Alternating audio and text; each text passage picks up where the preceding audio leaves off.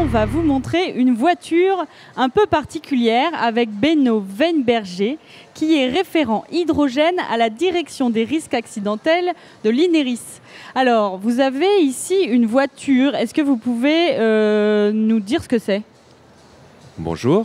Donc, c'est un véhicule qui permet en fait de transformer l'hydrogène et l'oxygène en électricité. Donc, ce qui se passe, c'est ici, on a un réservoir à hydrogène. L'autre côté opposé, on a un réservoir à oxygène. Les deux molécules ils vont se combiner ici. Et à ce moment-là, il y a un électron qui se libère. Et je vais faire une petite démonstration. Donc là, on a l'électricité qui se forme. Et voilà, donc c'est le véhicule qui roule à l'hydrogène. Ça roule, mais ça roule à l'hydrogène. En fait, c'est une voiture électrique, mais qui n'a pas de batterie et qui utilise l'hydrogène pour stocker l'électricité, c'est ça ? Exactement. Donc, en fait, qu'est-ce qu'on fait ? C'est on stocke l'hydrogène à haute pression, à 350 bars ou 700 bars. Hein. Donc, les véhicules, ça, c'est le standard aujourd'hui qui est appliqué.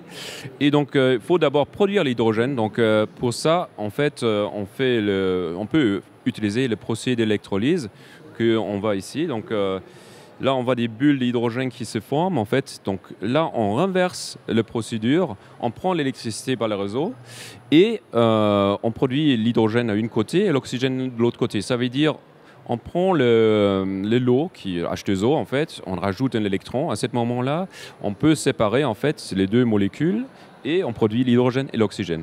Ensuite, pour le véhicule, il faut comprimer l'hydrogène et le stocker dans un réservoir. Donc là, à l'échéance, on verra tout à l'heure en fait qu'est-ce que c'est un réservoir.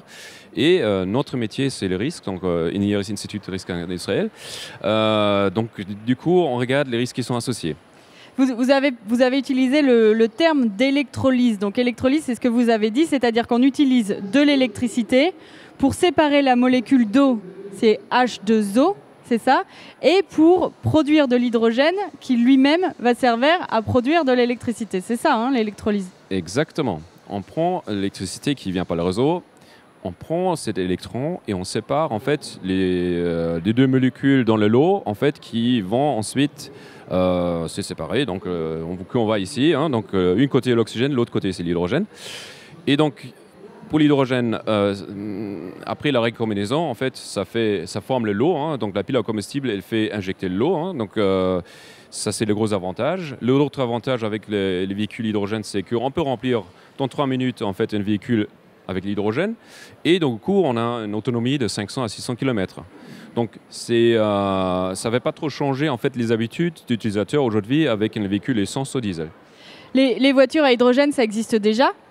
Oui, ça existe aujourd'hui. On a en France un intégrateur en fait qui rajoute sur un véhicule électrique en fait une pile à combustible avec un réservoir à hydrogène et donc ça rajoute une autonomie supplémentaire. Donc ça c'est un véhicule range extender, mais à part de ça, il y a des véhicules qui viennent d'Asie ou l'Allemagne en fait qui ont uniquement en fait un gros réservoir d'hydrogène avec une petite batterie bien sûr parce que c'est aussi des véhicules hybrides. Hybride, ça veut dire on a le deux, l'électricité stockée dans une batterie mais aussi dans un réservoir d'hydrogène.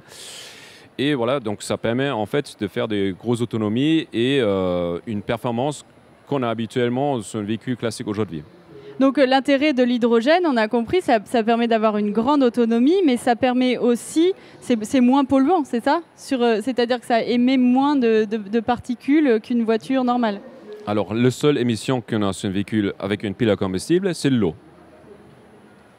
Il n'y a pas d'autre émission en fait, donc uniquement l'eau.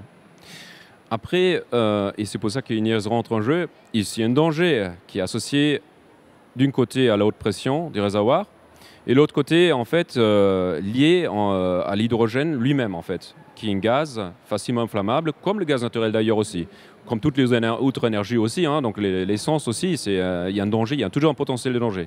Mais notre fonction, c'est de regarder un peu le potentiel de danger. Donc, moi, je voudrais bien montrer une autre chose qui peut être dans notre domaine, c'est une explosion en fait d'hydrogène.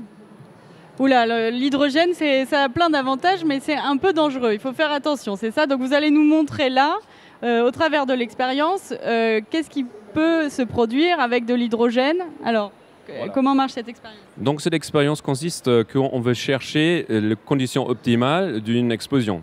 Ça veut dire qu'on a 29,5% d'hydrogène dans l'air. C'est un peu les conditions qu'on a sur un molécule d'hydrogène, H2, en fait, une demi-molécule d'oxygène.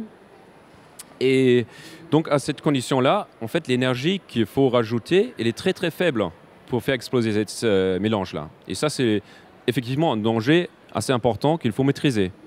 Donc, juste pour démontrer, en fait, ces dangers-là, je vais vous permettre de remplir. Voilà.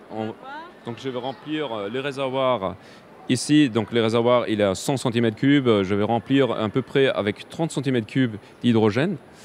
Donc là, on remplit le récipient ici d'hydrogène pour voir ce qui peut se produire quand, dans quelle situation en fait, dans quelle situation on va mettre cet hydrogène. Voilà, donc on va mettre ça dans la stéchiométrie, ce qu'on appelle ça la stéchiométrie. Et là, il y a une vanne qui est bloquée, voilà, là ça marche.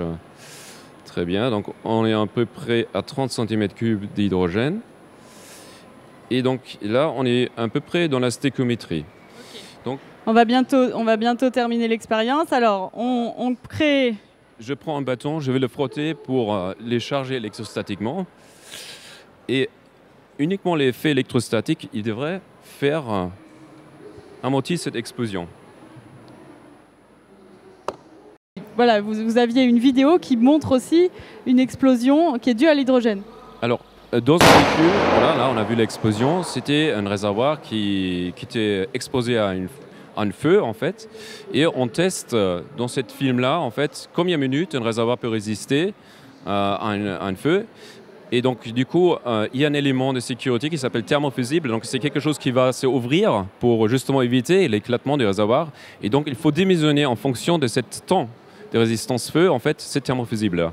Donc, on va regarder combien de temps il faut pour vider l'ensemble. Donc, on veut certifier l'ensemble du réservoir plus le thermofusible pour tester l'ensemble de l'équipement si ça marche bien dans les conditions d'agression thermique. Mais autre chose qu'on teste aussi, c'est l'agression mécanique. Par exemple, un choc, ça peut aussi arriver. Et donc, on va regarder si le réservoir va bien résister à des conformations qui sont réglementaires. Donc, normalement, le réservoir doit résister deux fois la pression d'utilisation, donc à peu près de 1400 bars. D'accord, donc on a bien compris, votre travail de recherche, c'est de voir comment on peut rendre ces voitures à l'hydrogène, qu'on puisse rouler avec elles en toute sécurité. Et vous faites des expériences, vous, à l'INERIS, pour améliorer la sécurité de ces voitures-là, hein, c'est bien ça ? Donc oui, c'est exactement ça. On va regarder que toute la filière est accompagnée d'une façon sûre dans le futur. Bon, aujourd'hui, il y a très peu de véhicules, donc on a 8 taxis à hydrogène à Paris. On a peut-être 50 véhicules à hydrogène à Lyon et Grenoble, en fait, aujourd'hui. Donc il y a très peu, c'est encore en phase d'exploitation. Il faut mettre en place une filière parce que bon, la difficulté de cette filière, c'est aussi il faut avoir des moyens pour financer en fait l'infrastructure qui consiste en fait de mettre en place des stations-service. Et sur cette partie-là, on va accompagner en fait la filière pour d'un côté mettre en toute sécurité en fait cette nouvelle application et aussi aider pour mettre une réglementation adaptée.